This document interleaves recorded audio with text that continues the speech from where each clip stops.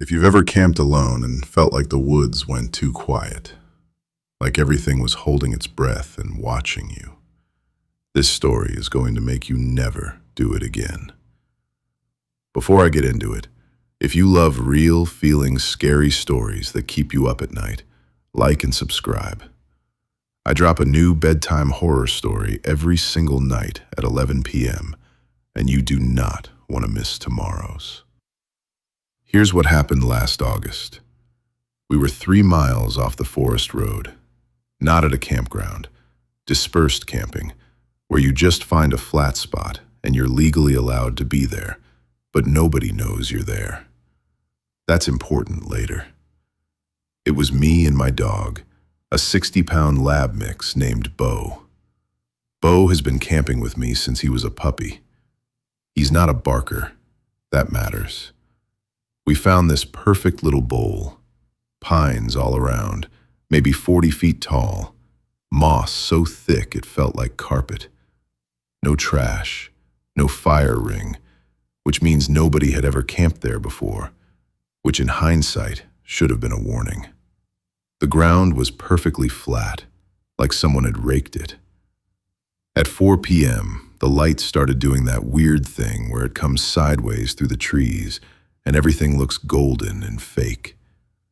I was setting up my tent, filming a little for Instagram, and I noticed all the trees in that bowl had scratches. Not bear scratches. Bear scratches are deep, random.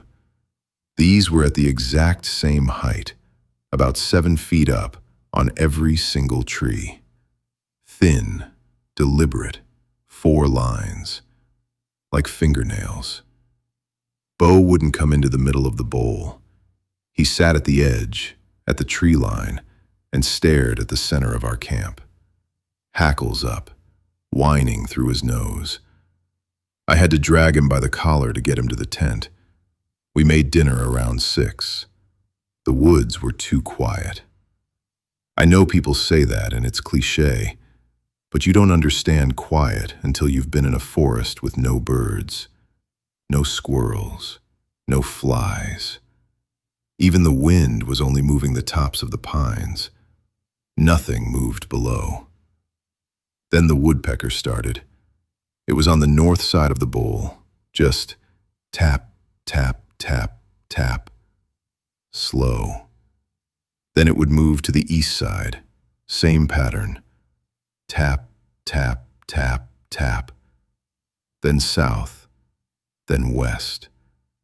It was circling us. Perfect circle. Bo started shaking. I yelled, "Hey!" and it stopped. For maybe 30 seconds. Then right behind my tent, maybe 5 feet away, it went tap, tap, tap. Loud. Like it was on my tent pole.